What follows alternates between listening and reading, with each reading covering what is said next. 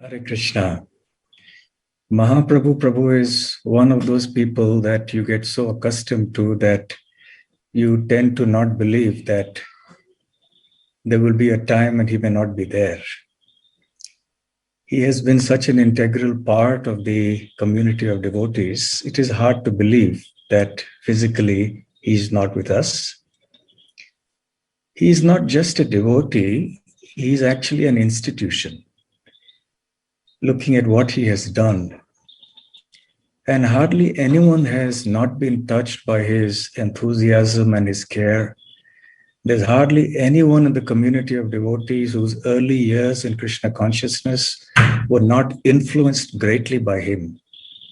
There's hardly anyone in our community of devotees who have not attended, especially in their earlier years of Krishna consciousness, the Friday program at Khar. And I'd like to also mention one very special devotee who happened to be not in the body of a human, but he was in the body of a dog. And many of you may be aware of this. And he would come every Friday, just at the time of the satsang. He would stay there till the end, and he would not leave until he had taken prasadam. And no one knew where he lived, what he did. No one saw him for the rest of the week. And he was there sharp at 7 o'clock, I think it was, when he would come there. And one time I remember Palika Mataji telling me that she was closing up the temple, the garage, and she had forgotten to give prasadam to the dog. And the dog was just sitting outside. And then she went back because she had forgotten something inside, and she saw the dog still waiting there. Then she remembered she hadn't fed prasadam. So this just gives an indication of what this Khar program is about. It's Chaitanya Mahaprabhu's movement. We remember the instances of Shivananda Sen taking care of the dog. There's so many such things. And also there's another story which is legendary amongst devotees, although I did not really personally witness it, but devotees talk about it, that he sometimes went to the car station or just outside the car station, and he would stand at some elevated place. And as we all know, he had a very booming voice. So he didn't need a loudspeaker or something like that. So he would stand up, and then he would announce in Hindi to everybody, anyone who wants to double his income, come here, I have the secret. And then naturally, who doesn't want to double the income? So he had hordes of people around, and he would stand there, and then he would begin his lecture. And then he would basically ask them to follow the 4 regulative principles. That if they followed these 4 regulative principles, 50% of their expenses would come down. And that means actually that 50%, your income has actually doubled because you've reduced your expenses by 50%. So that quite reminded me when I first heard of it to the story of Ramanujacharya having got the mantra from Goshti Purna, and then he went up on the temple, some elevated place, and he gave the mantra to everybody. So Mahaprabhu had that spirit. He was a fiery preacher when it came to it. And sometimes in the minds of people, he comes across as a very heavy personality. That's the word that everybody uses for him. He's very heavy. And indeed, sometimes he was like that.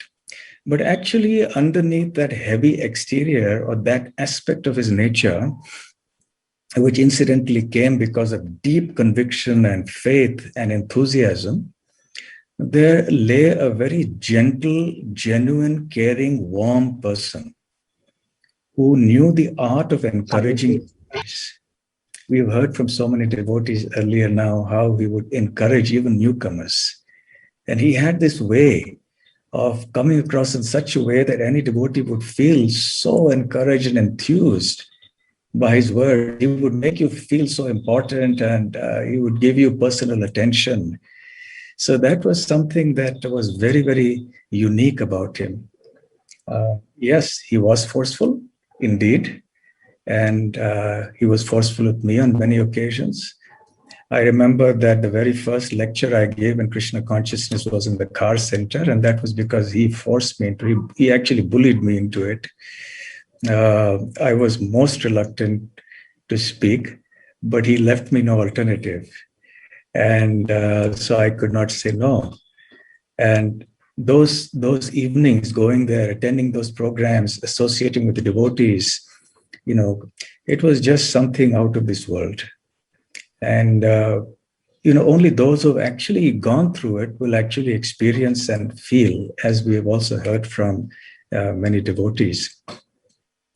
And as far as his fiery nature and his strong nature is concerned, I just want to tell you about one incident that happened in the temple, in Radha Gopinath temple. It was a very unpleasant incident. How it happened was that there was this one young lady reporter who came to our temple, and she had a cameraman and the whole crew. And then she met me and she said, we want to interview all of you and we want to just have a nice press coverage about an article about you in the newspaper. And she mentioned the name of the newspaper, and I don't want to mention the name here. So naturally, we were very happy. And at that time, it so happened that His Holiness Sridhar Swami was there from Juhu. Although at that time, we were not in ISKCON, but Maharaj came and he just wanted to have a good rapport with the devotees. So he also happened to be there in the temple. So we all posed for a nice group picture, in the courtyard just outside the temple. And that was in the morning.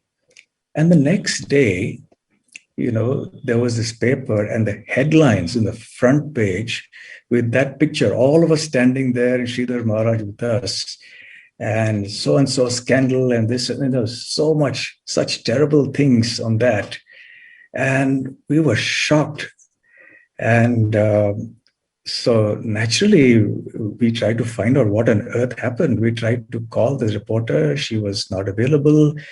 And then I remember Krishna Chandra Prabhu and Srinathji Prabhu and I went to a well-known lawyer.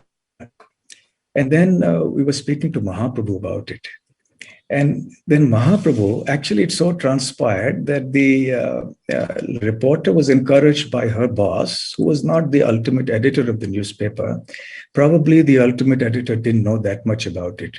But Mahaprabhu, as he later told me, he went to that office of that editor. He was quite a big man. And even today, he's a very big man. He was a minister also in the central government. So he walked into his office. These offices are not easy to get into. You just can't walk into anybody's office like that. Especially they have secretaries, they have security and, all of that. But he just walked in. And then he went into he slammed open the door of this editor. And he threw the newspaper down on the table of that editor, and he banged his fist on the table. He said, in his own inimitable way, he spoke very strongly about how dare you do such a thing against our temple. Of course, it was a completely false story, as it happened because there was somebody in the tenants who had, as we know, there were problems with the tenants in those days. So they had gone and given some false information to the press, and they had provoked them to come. So Mahaprabhu single-handedly went there and he slammed was furious, and he got up and he started demonstrating with Mahaprabhu, how dare you come into my office like this, and I'll call the police. But Mahaprabhu was not afraid. He just spoke his mind. And actually, it was only after that the apology came in the newspaper. If I remember right, Krishna Chandra Prabhu may remember better, but from what I remember. So that was Mahaprabhu. I mean, when time came for utilizing that fiery spirit, he didn't hesitate. He was not afraid. He would go up and do the needful. And there were numerous other instances that I can recall. But more than all that, I will always remember his loving, gentle, encouraging nature, especially in the early years of my Krishna consciousness. And even as time went on, it was not that he got impersonal. No, he would always come up. He would speak so gently, so nicely, encouragingly. It's a very rare quality to have that personal touch, go up and, and encourage devotees. And his humility, he may have come across as a person who wasn't humble, but actually he was very humble because he knew how to appreciate other devotees, and he did not hesitate in taking a position behind. It's not that he always wanted to be up there in the front. when he saw other devotees coming up, he was overjoyed. He would be so happy. And this is actually a sign of freedom from envy, because envy means that we don't like to see the progress of others. But Mahaprabhu was not like that. He became always, I've seen this invariably, that whenever he saw devotees making progress, he would be extremely happy about it. And he would talk about it openly with great enthusiasm. So he has taught us so many lessons. And I think we will sorely miss him. It is, again, as I said in the beginning, hard to believe that he's not going to be there with us. But I think his memories, his example, and Radha Vrindavan Chandra and that car program, they will continue in our hearts for a long time. And our gratitude also to Palika Mataji, who stood like a rock by his side, all through. I'm sure they went through so many challenges conducting the Friday program and, doing all the other preaching activities. And also his children, Shama Mataji, Giri Govardhan Prabhu. I would like to express my gratitude to all of them too. Shriman Mahaprabhu Prabhu Ki Jai. Hare Krishna.